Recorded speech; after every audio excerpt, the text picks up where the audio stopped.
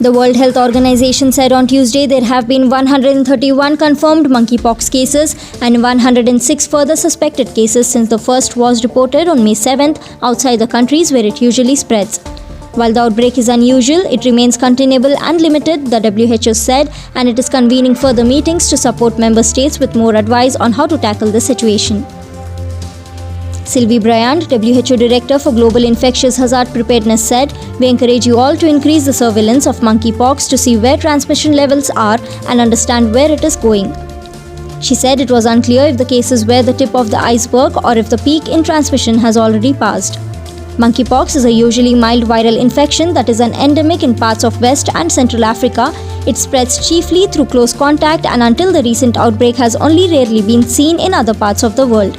The majority of the recent cases have been reported in Europe.